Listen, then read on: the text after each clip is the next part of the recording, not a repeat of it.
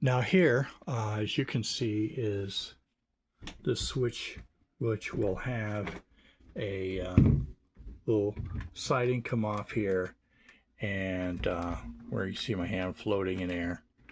And I will have this building, I think is what I'll put here.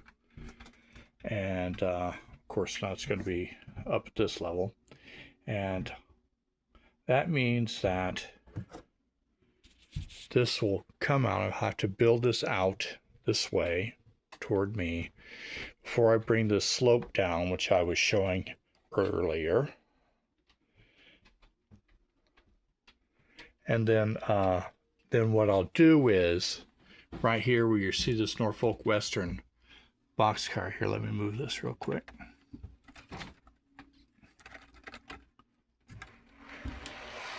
Okay, right here is I will continue this street out, and it will cross these tracks and come down a hill this way. Or I might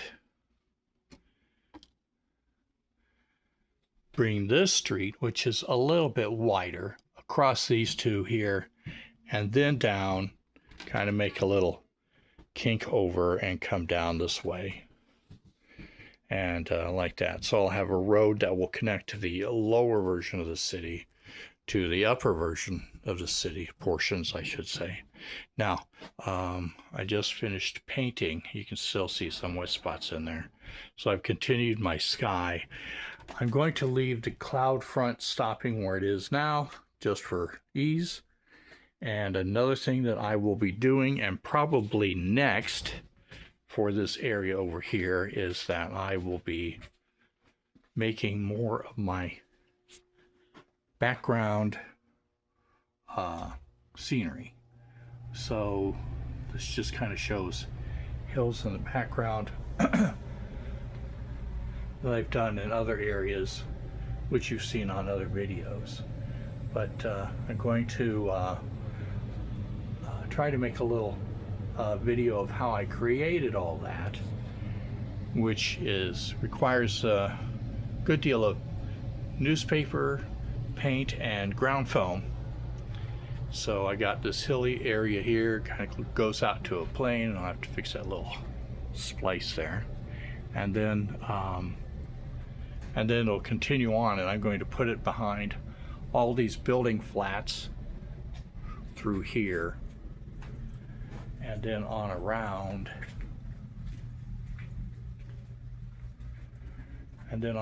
it'll go downhill here a little bit and follow along around here. So I got a lot of that to make. So we're talking about a good 25 feet of this stuff. So we'll see how it goes. Sorry about the background noise. Well, I like to often quote Professor Farnsworth from Futurama and say, "Good news, everyone." Except in this particular case, it's annoying news, everyone. So, right, whenever the other day I put down some cork road bed just to kind of get an idea of how everything's going to be. And while you can't see it without anything, you put that cork road bed, and then this little bow, as you can see, really comes out. So see that gap there? Look at this gap. Look at this gap. I can just about get my finger underneath that. So that's like it's pretty significant. And over here, it's relatively flat. And overall, if you start over here and go all the way over here, it's pretty level. I checked it with my level. It's pretty level going from one end to the other, point A to point B. However, this part here in the middle is going to be an issue. So now if I was just going to have some regular scenery through here, I might not care so much, But the problem with this is where this where this bend over is, right about where I've got this turnout, which actually will be, yeah, right about there, I guess. So it's not too far away from where this thing kind of does a little break over here, which will be kind of in the way of things whenever I lay track and stuff. So I don't like that. And another thing, of course, is that I'm going to want, as you can see here, this is going to be a siding. So if I park a car here, I don't want it rolling, okay? I'm kind of roughed in where the streets might go on this, and I've got a street that might go through here this way, and a street that go through here this way. All right. So, it just kind of limits stuff I'm wanting to do. I'm going to want to park a car or two here, and I don't want it rolling over in front of this street on this crossing. So I'm gonna have to put something to make the difference and fill in that low spot. So I'm not so sure about what I can do. I got a couple ideas. One idea was try to see if I can get a 1x, like a 1x4 or something, and maybe put it underneath here and see if that will push it up. That might work okay. We'll see. I don't know how much kind of work that's going to be, though. That might be a little bit hard work at the beginning, putting it in, but easier at the end of everything, because my other options are obviously putting shims or something underneath here to raise it up.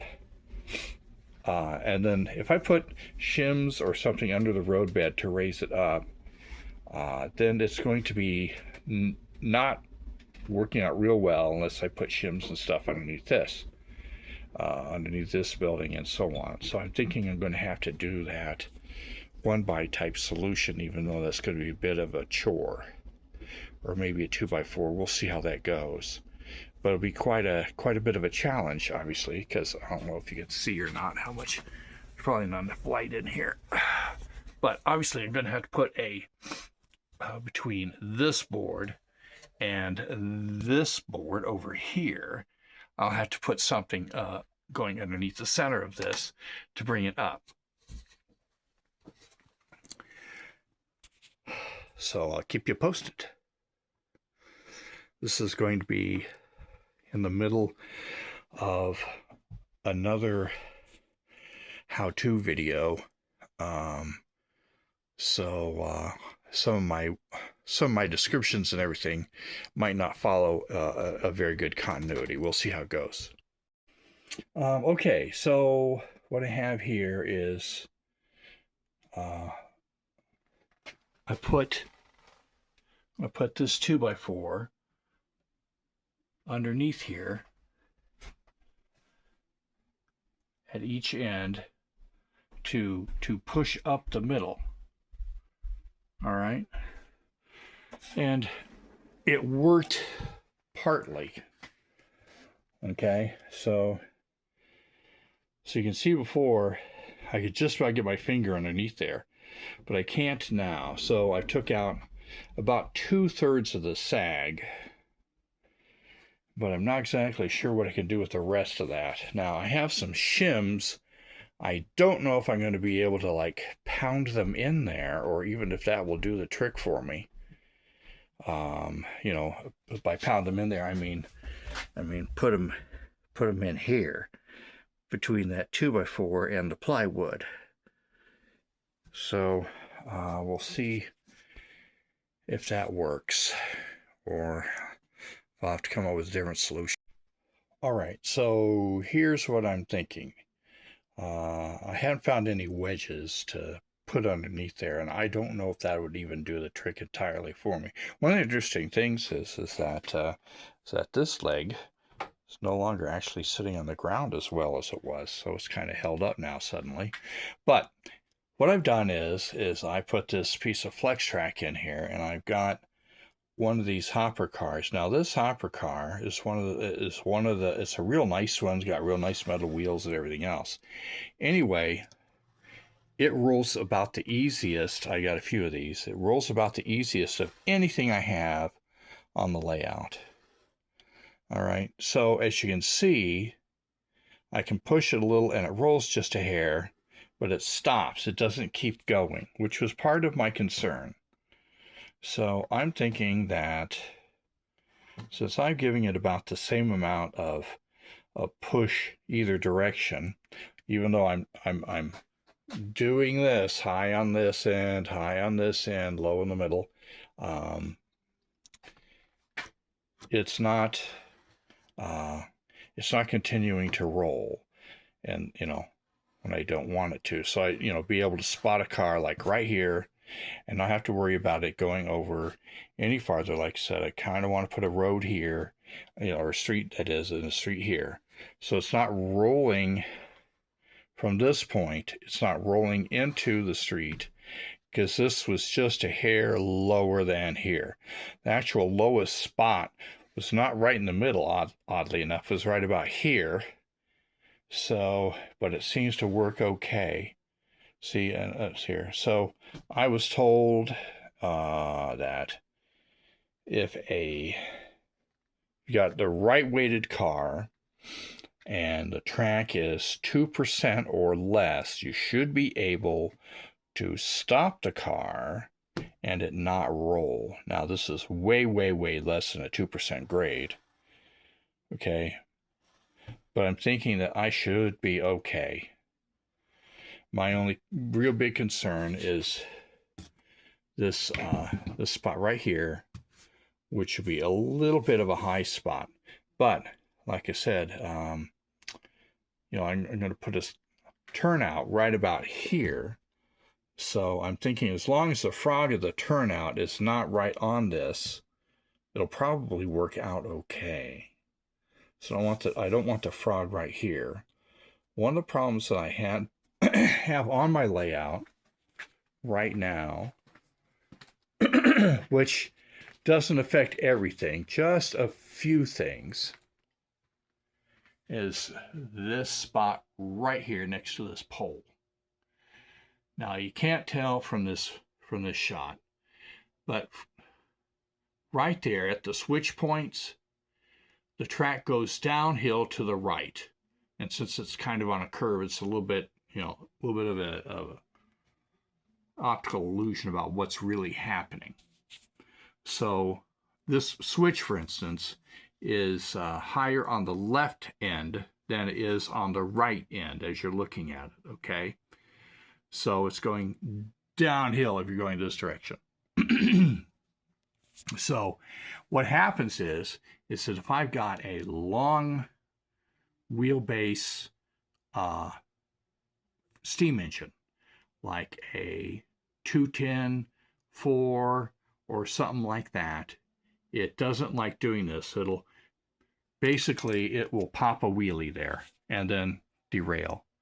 Not every time it goes over, just often enough to be annoying. So it'll go over there like 10 times without a problem, and then next thing you know, it won't go through it again at all the rest of the day. So now an articulated locomotive, like this one right here, this Norfolk and Western A, which is kind of hard to see. So it's a 2664, and it goes over just fine. It's articulated locomotives, and I had another really long wheelbase. I think it was Mountain that had some difficulties with it, and I don't have that locomotive anymore. So, but like my Northerns and my Mountains, they go over it, and the Consolidations, they go over it real easy. But anything like a 10 or a 12, just doesn't like it. So here I am with this. I said all that just to say this. I don't want to have any kind of a wheelie issue happening here, and I don't think I will. one other thing real quick. So I'm going to, what I'm wanting to do is put cork roadbed here and here, and then I'll have to taper it down and it goes over here so it's on the same is good transition into this, because this is right on the Homosote. So I can do that, and then I can make my streets elevate it a little bit, and then but then I'll have to elevate the buildings just a little bit, which I think will probably work out, except I'll have to do each and every one,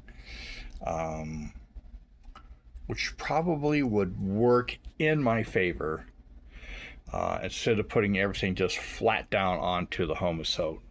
Now up here in the upper city,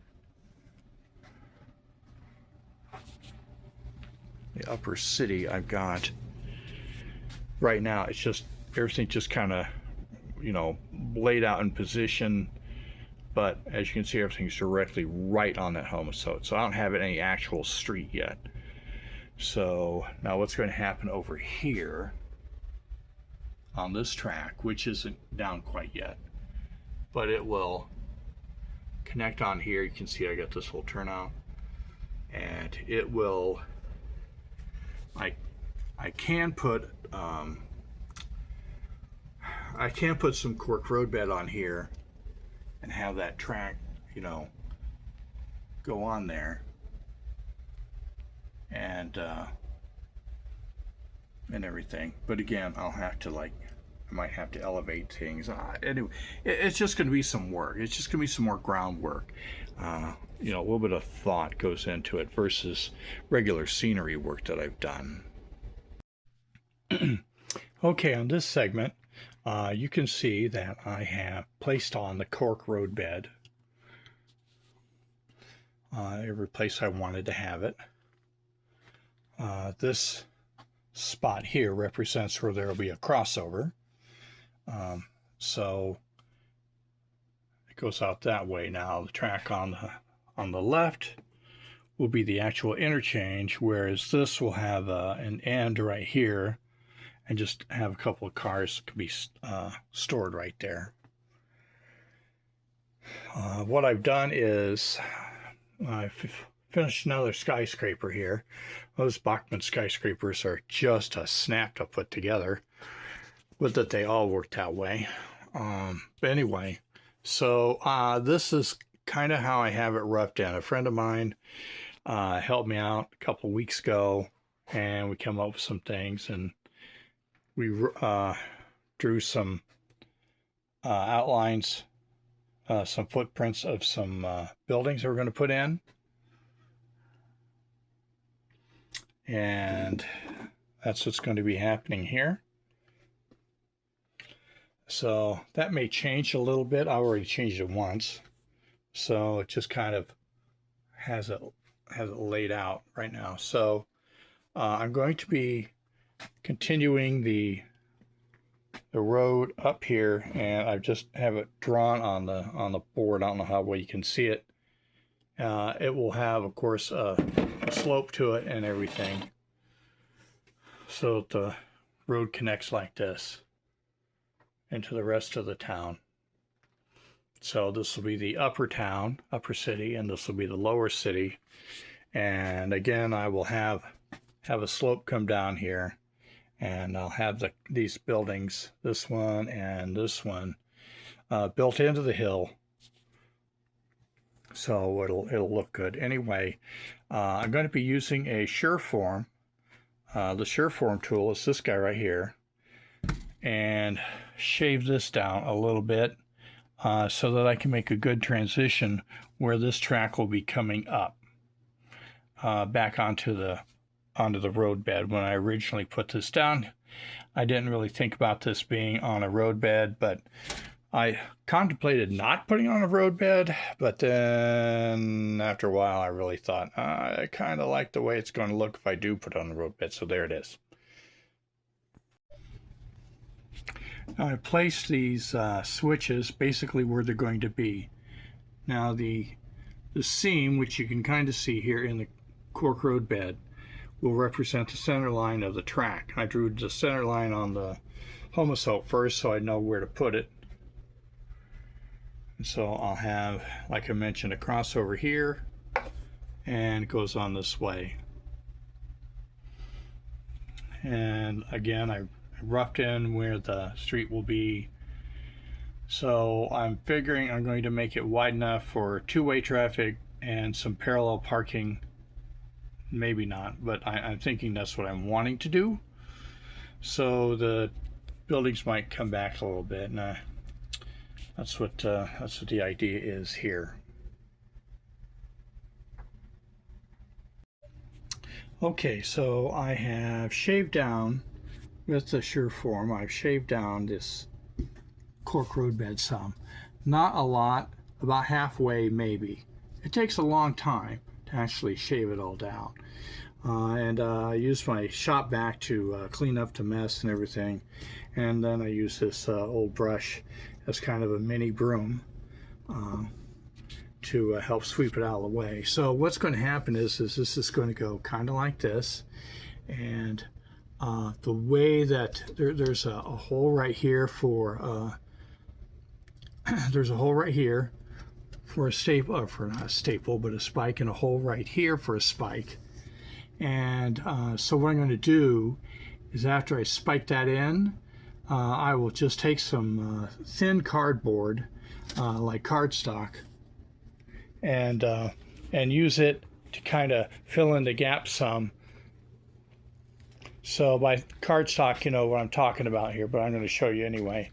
So we're talking about just, you know, any kind of cardboard like this, you know, from an old box or something. But it wouldn't be like the corrugated cardboard. It'd be this you can make several levels of. So for the next step, I will be using this flex track to connect to this flex track. Yeah, this flex track is brass, but it's going to be pretty much hidden. I got brass in other places on the layout, like the yard, for instance, that are covered up pretty good, so you don't really see it. But to do this, the best thing I always found to do is you connect it and well, it's straight, and then you bend it all as a unit into place. And then I'll be using I'm using my Dremel tool to cut it to length as I need it here.